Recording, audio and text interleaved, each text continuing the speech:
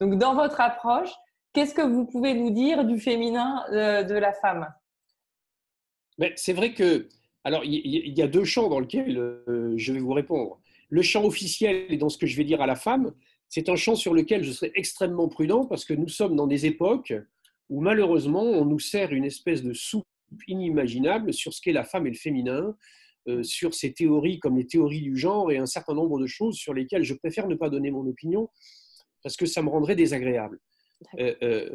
Bien évidemment qu'on ne peut pas s'adresser et on ne peut pas comprendre les symptomatologies féminines et masculines de la même façon parce que les présupposés et les besoins ne sont pas les mêmes. Les structures fondamentales ne sont pas les mêmes. La femme, c'est quelqu'un d'extraordinaire dans ce sens où elle est capable de porter, d'être porteuse de la vie. Pour porter et être porteuse de la vie, ce qu'un homme ne pourra jamais faire. Elle a aussi un certain nombre de contraintes qui lui sont associées, et notamment, par exemple, la soumission à des cycles de vie. Autant l'homme va être plutôt solaire, autant la femme va être lunaire et va donc être soumise à des cycliques de ce mois lunaire et de ce champ lunaire à travers ce qu'on appelle le cycle menstruel. Et cette soumission à cela est quelque chose qui est extrêmement mal compris et mal vécu, sauf peut-être en Orient, où, par exemple, il faut savoir qu'en Orient, la ménopause, qui est une phase qui n'est pas très bien vécue par les femmes en Occident, en Orient, la ménopause s'appelle le deuxième printemps. On voit bien que déjà, à travers cette manière de nommer la chose, on est dans une conceptualisation qui est profondément différente. Ouais.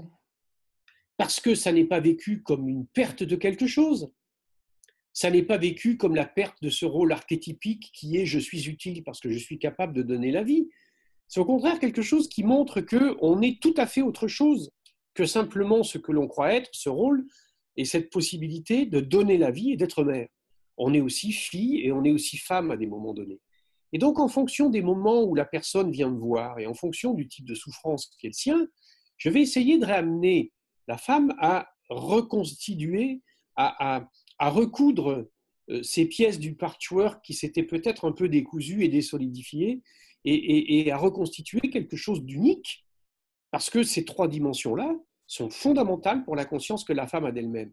Et à travers les souffrances qui sont celles du cycle, j'essaierai d'amener la personne à l'amener à s'interroger sur la difficulté qu'elle a peut-être à accepter la notion de soumission. La manière avec laquelle peut-être elle est dans une confusion qui lui laisse croire qu'être libre, c'est ne pas être soumise à quelque chose. Ça a été c'était toujours un grand choc émotionnel quand j'amenais les individus que j'avais en formation à comprendre que la liberté, ce n'était pas l'absence de règles, mais c'était au contraire l'existence de règles qui étaient librement acceptées et consenties. Ouais. Et je donne souvent cette image en disant, mais s'il n'y avait pas de code de la route, donc des règles, vous ne pourriez pas vous déplacer sans prendre des risques fondamentaux. Si on peut se déplacer librement, par exemple, dans l'espace de la circulation dans un pays, c'est parce qu'il y a des règles qui s'appellent le code de la route. Et que la liberté n'est pas l'absence de règles, mais c'est l'acceptation profonde de ces règles, parce qu'à partir de ce moment-là, on peut en faire quelque chose. Donc, pour en revenir sur le féminin, on passe de la soumission au cycle à en faire une force, en fait. Il y a tout un courant aujourd'hui là-dessus qui se refocalise sur faites de votre cycle menstruel votre puissance. Et dans le même temps, pour illustrer vos propos, si prenons une femme qui souffrirait de douleurs menstruelles très invalidantes, oui. Dans mon exemple, on va prendre une femme qui aurait eu des examens de laboratoire qui n'aurait rien démontré de représentatif au niveau de troubles hormonaux pour ne pas partir sur des hypothèses de sens liées aux hormones, parce que là, on va encore plus loin. Donc, on va partir sur cette base pour les quelques illustrations autour des mots du féminin. Mais, donc, il n'y a pas de troubles hormonaux avérés, mais il y a des douleurs menstruelles très invalidantes. Pour vous, à partir du moment où il y a des douleurs invalidantes, de ce qu'on appelle les troubles de dysménorrhée, qui peuvent aller jusqu'à des mastoses, à des douleurs abdominales, des migraines, etc., etc., nous sommes en présence d'un trouble hormonal. C'est vrai. Parler de l'hormonal ne signifie pas ne parler que de raisons biomécaniques. C'est-à-dire que il faut bien comprendre que le système endocrinien, c'est le système qui obéit au champ émotionnel et pas l'inverse. On est dans une présupposition. Et donc, la manière avec laquelle la femme se conçoit et la manière avec laquelle elle se conçoit à travers cette nécessité, entre guillemets, à la soumission, est quelque chose qui, si c'est mal vécu, va générer ces troubles-là. On est dans des déséquilibres de la folliculine, on est dans des déséquilibres de certaines progestérones, parce qu'il y a un déséquilibre de positionnement et de posture. On est dans le déséquilibre des énergies de la Terre. Ça, ce sont des syndromes dans lesquels l'énergétique, l'acupuncture ou le shiatsu, etc., va miraculer des personnes à travers le simple fait, de rééquilibrer, bien sûr, les champs énergétiques.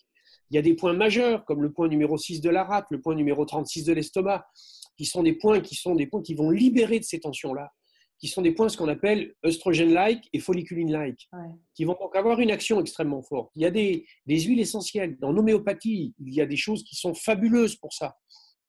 Qui s'appellent folliculinum, qui sont des choses qui peuvent énormément aider. Et parallèlement à ça, il va falloir que la femme... à ne pas utiliser sans avis d'un spécialiste. C'est pour ça que je n'ai donné aucune prescription et aucune dose. Ouais. Je vous nomme les éléments, je ne vous dis pas les points, comment il faut les faire. Non, on est d'accord. Voilà. Mais il faut savoir que c'est... Parce que c'est puissant. Parce que c'est puissant. Parce que c'est puissant. On ne s'invente pas, si vous voulez, sur le jour. Mais il faut savoir que ça existe et que ça fonctionne. Et que parallèlement à ça, la femme devra se poser des questions par rapport à ce que c'est son rapport au besoin de liberté, ou plutôt à son refus d'être soumise à quelque chose. On a souvent affaire là à des femmes qui se veulent indépendantes, qui se veulent autonomes, qui se veulent libres, qui se veulent fortes, qui se veulent actives, qui se veulent être capables de faire 50 choses en même temps, qui finalement se veulent plus masculines que féminines dans leur rapport au monde et à la vie. Et qu'il y a peut-être là un hiatus dans la manière avec laquelle on entend ce que veut dire soumission. Parce que soumission est entendue comme esclave. Alors que ça n'est pas de ça dont il s'agit. La soumission, c'est quelque chose qui est porté par une idée de fond qui est que parce que j'accepte que ce processus de vie se fasse en moi, la puissance de cette vie va pouvoir s'exprimer à travers moi. C'est parce qu'il y a un cycle menstruel que les femmes peuvent enfanter.